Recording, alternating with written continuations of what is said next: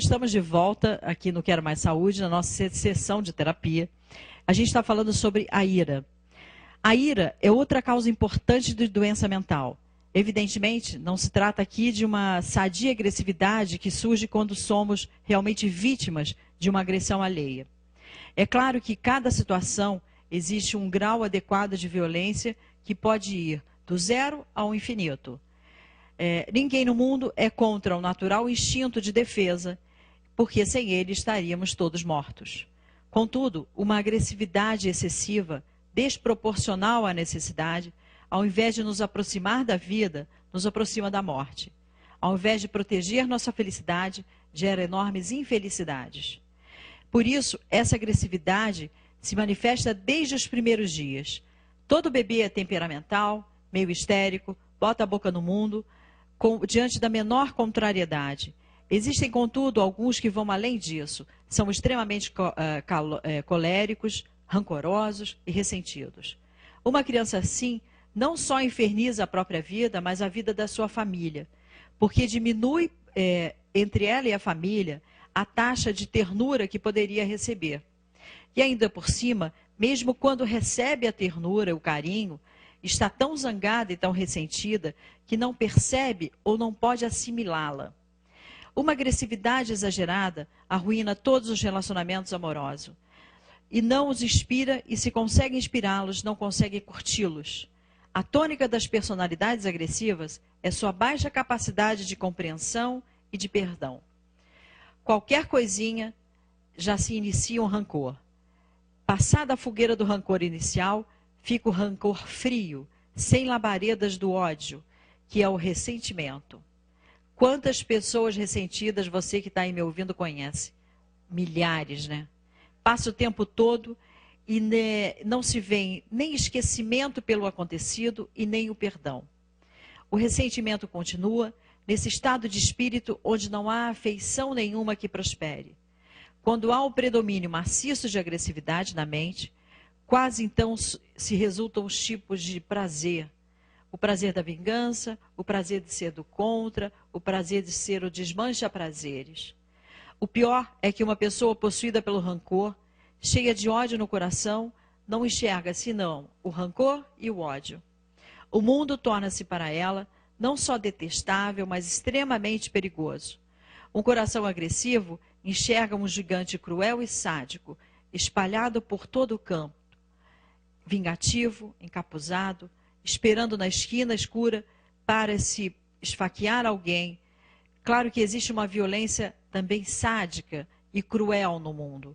Entretanto, a personalidade agressiva enxerga tudo por uma lente de aumento, como se sintonizasse somente vibrações abrutalhadas. Uma pessoa sempre que elimina todas as vibrações boas e só escuta as vibrações temíveis, como um tiro de canhão, a explosão de uma bala de revólver, e gritos ou gemidos torturantes. Não escuta gemidos apaixonantes, mas apenas sons que são brutalizados.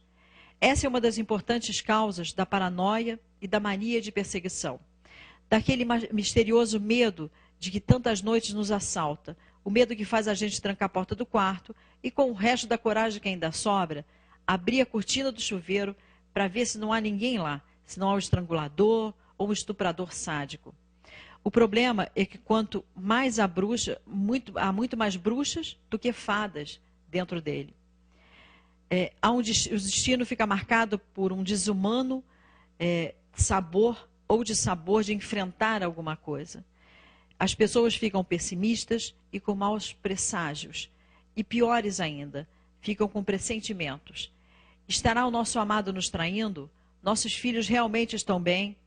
Nosso trabalho tem perspectiva? Meu futuro será sombrio? Ficamos possuídos pelo pessimismo e pelo medo que inclusive invade o nosso corpo. Estarão as forças agressivas da morte, então, vencendo as coisas amorosas que nos dão vida? Essa é a origem principal da mania e do suplício da hipocondria. O ônibus vai bater, o avião vai cair, a velhice vai chegar depressa demais, eu não vou ter dinheiro para pagar as minhas contas.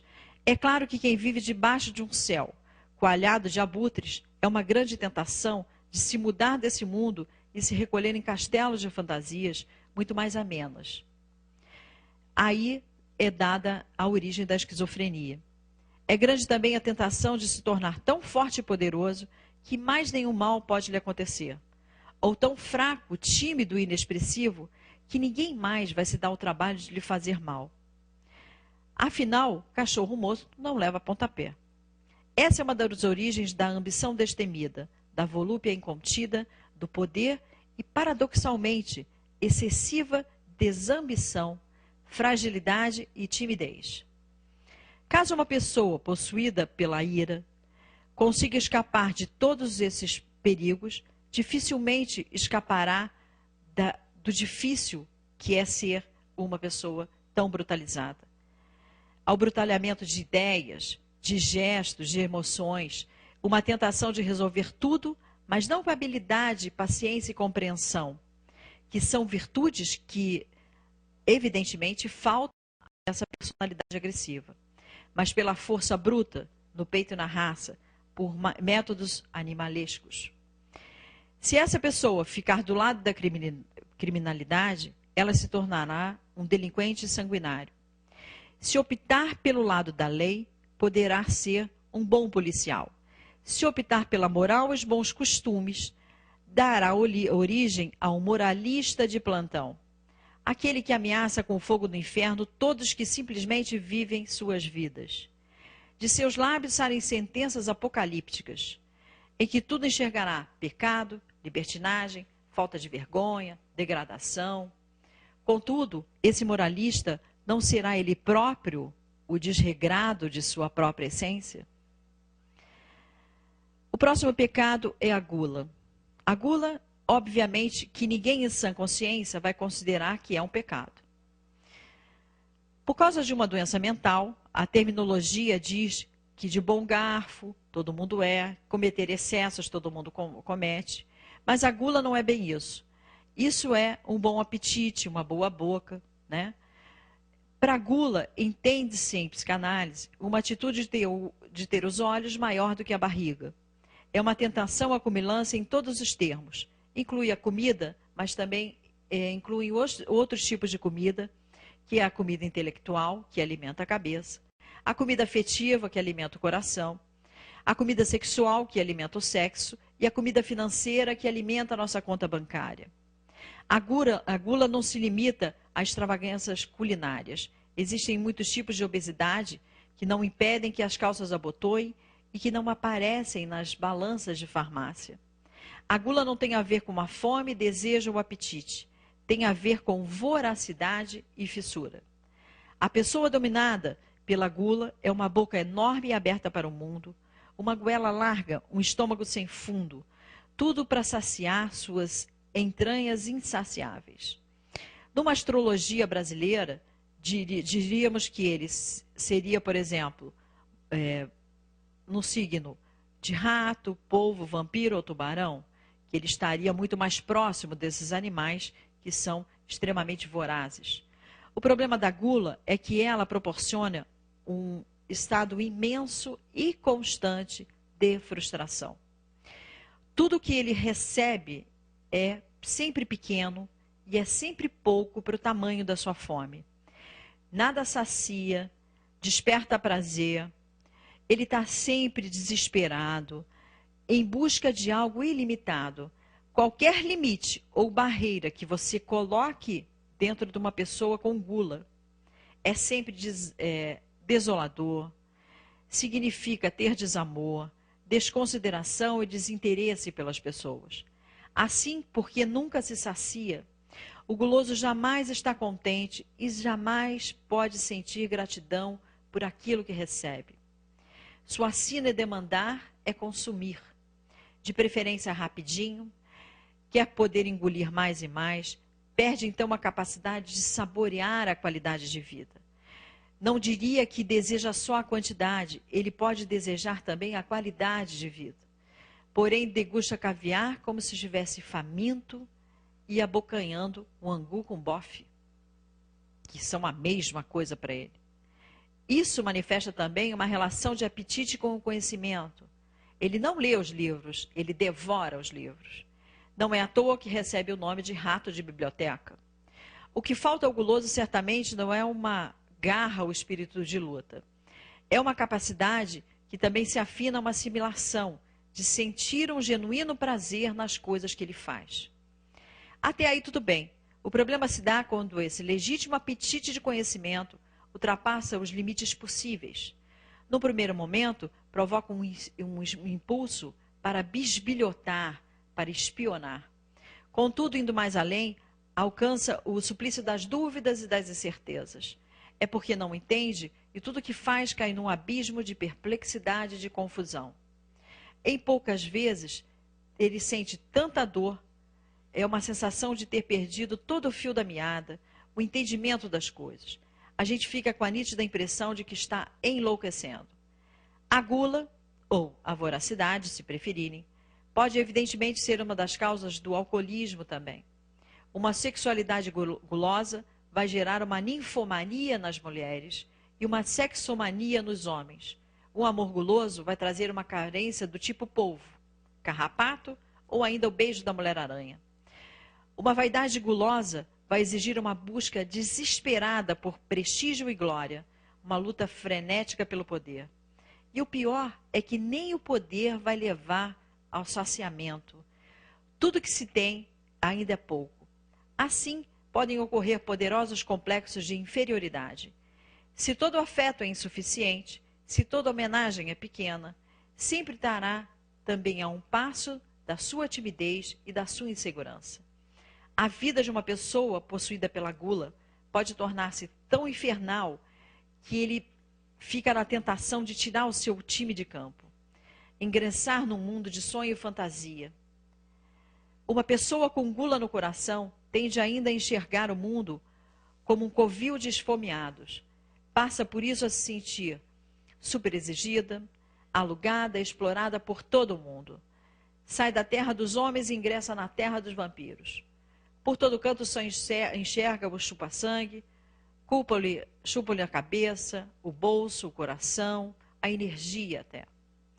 Vê dentes afiados por todo lugar e por todo relacionamento.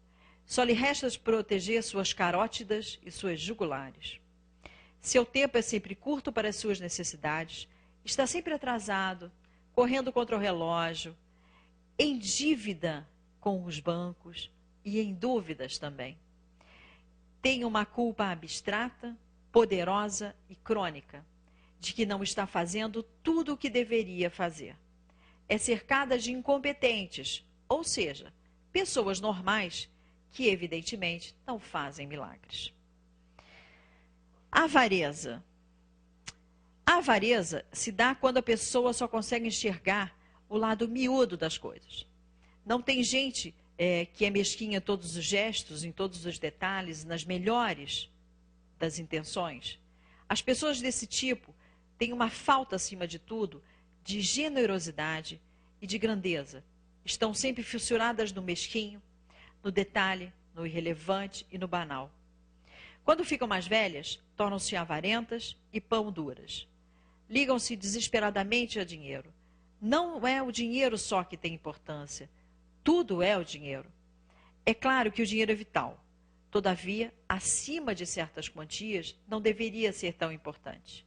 A partir daí, apega-se demasiadamente ao dinheiro, por não acreditar na sua força humana de gerar aquilo que o dinheiro não pode comprar. A história do avarento começa no berço. É aquele bebê que se interessa demais pelo tempo que os pais ficam com ele, pelo tempo de brincadeira que fazem presentes. Trazem presentes ou não? Qual será a resposta dos pais? Sua resposta sempre é dada de maneira generosa e estimulante. É econômica demais. Parece até que considera suas emoções como feitas de ouro, capazes de abalar e se forem gastas com os outros. Ele tem medo de que essa capacidade de se dar para o outro também se acabe. Por isso ele não se dá tanto. E é exatamente isso que acontece. Ele é um pão duro de emoções e como nunca soltou suas emoções, não sabe do que emoções soltas são capazes de fazer por ele. Nunca experimentou seus poderes e exatamente por isso mais tarde vai se agarrar ao dinheiro. Na adolescência, é aquele jovem que jamais se entrega ou nunca, jamais se arrisca. Não prega prego sem estopa. Não arrisca emoções, não arrisca desejos. Não arrisca nem ideias. Daí a cabeça do avarento ser tão diminuída. Uma pessoa dominada pelo domínio da avareza está sempre guardando para si até quando o carnaval chegar. Se é que o avarento, o carnaval nunca chega, né? Leva uma vida inteira tão empobrecida que pode deprimir e desprezar a baixa qualidade de sua existência. Se tiver generosidade para reconhecer isso, conseguirá pegar de novo o controle da sua vida e não ser tão avarento e tão diminuído com seus sentimentos. Várias depressões e manias de perseguição também são causadas pela avareza. Você pode ser um menino prodígio com ela? Pode. A inveja. A inveja é uma coisa, né, considerada pela psicanálise como uma das causas também de doença.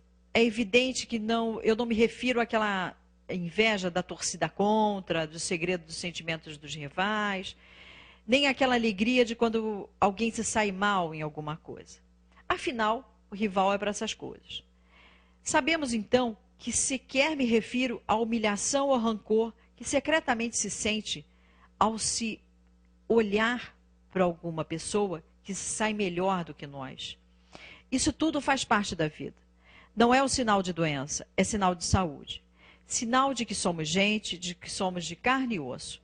E não temos sangue de barata e nem somos feitos de ferro. Tudo isso está perto e está a um ponto. Eu diria mesmo que até certo, e às vezes a gente pode até ser generoso e flexível, mesmo sentindo inveja. Pode sentir inveja à vontade. O que diz não sentir não passa de um mentiroso e, no mínimo, de um reprimido.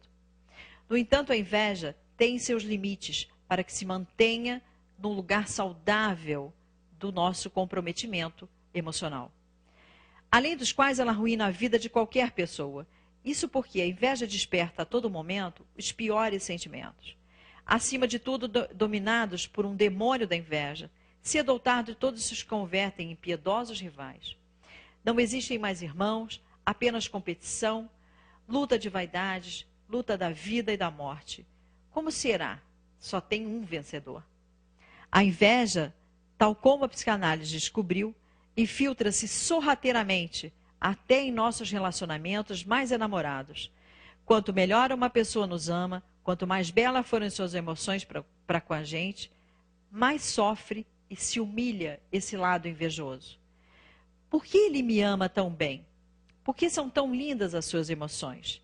Espelho, espelho meu, existe alguém que me ame e se emocione melhor do que eu?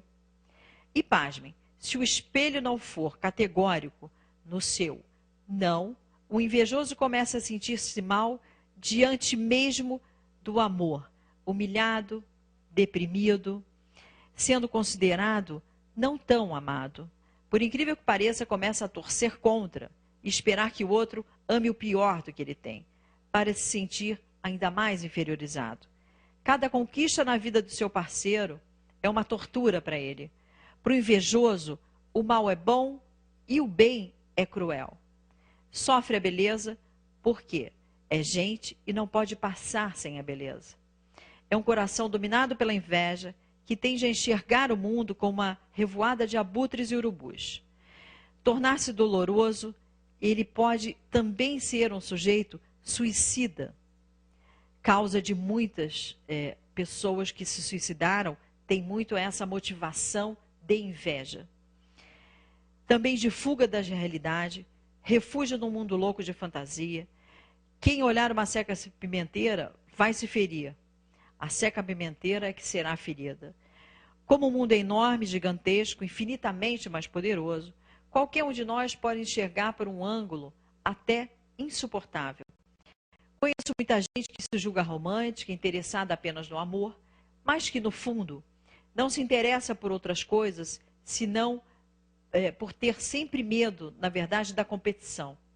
E conheço muita gente que só se interessa por profissão e não se interessa por amor, porque ali a competição será muito maior. O orgulho. O orgulho é extremamente ligado à inveja. Quanto mais orgulhoso a pessoa é, mais invejoso a pessoa fica. O nome técnico do orgulho para a psicanálise é narcisismo. Numa medida ampla, não é sinal de doença, é até um sinal de saúde. Do orgulho derivam-se a capacidade de gostar de nós mesmos, né? Amar ao próximo como a vós mesmos. Jamais, portanto, considerou pecado se amar alguém, ou se amar antes de alguém. A afeição do ego por si próprio é parte da vida, inclusive indispensável para que se tenha vida. Sem amor autocentrado, estaríamos todos mortos. Uma certa dose de narcisismo, vaidade e orgulho faz parte da nossa natureza humana, do esplendor da nossa saúde. Contudo, orgulho demais nos torna competitivos demais. Quando nos tornamos competitivos demais, simplesmente não podemos mais nos afeiçoar a ninguém, o que frustra nosso desejo constante de amar e ser amado. O orgulho em excesso gera, além de tudo, uma vaidade doentia. Uma das principais causas é a insegurança e a timidez e o desvalor por si próprio. Quanto mais vaidoso, mais melindrados ficamos. Se não conseguimos preencher expectativas de esplendor e glória, caímos na mais cava depressão, na mais aguda insegurança quanto ao nosso valor. Além de tudo mais, o orgulho tem, em demasia, gera um estado de arrogância. A gente sempre, quando encontra pessoas extremamente orgulhosas, vai se deparar com pessoas extremamente arrogantes. E não é por não poder reconhecer erros, porque ele não aprende nada com ninguém.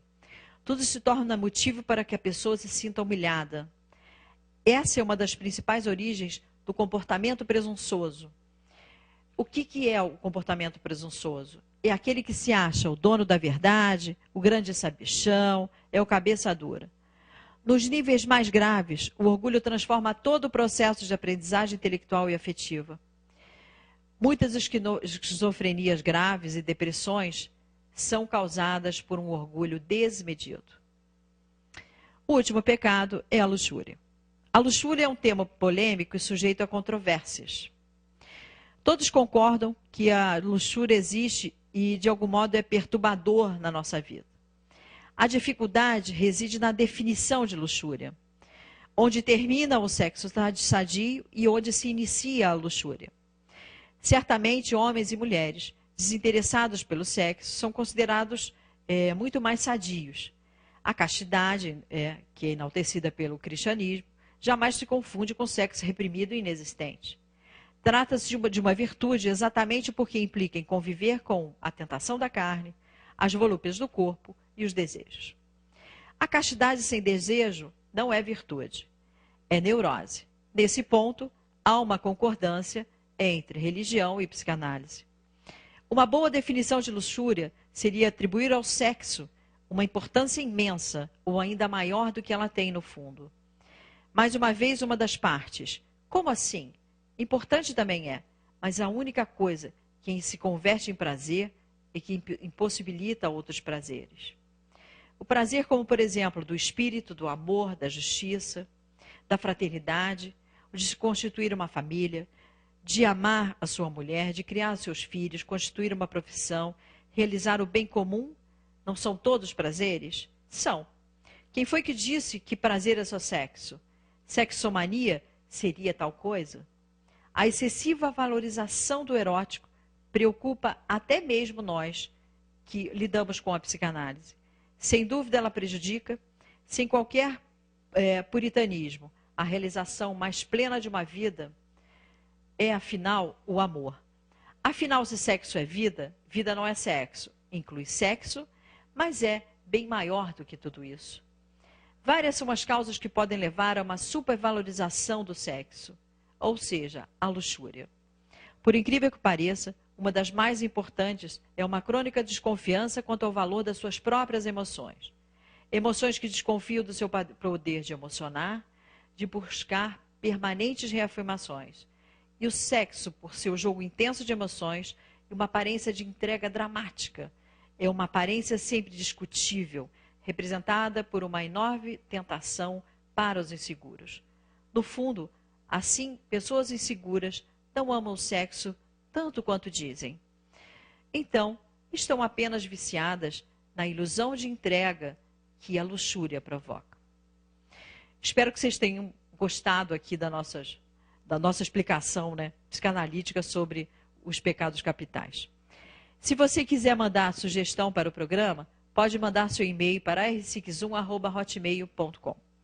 Se quiser falar comigo na clínica, pode ligar para 2742-1431.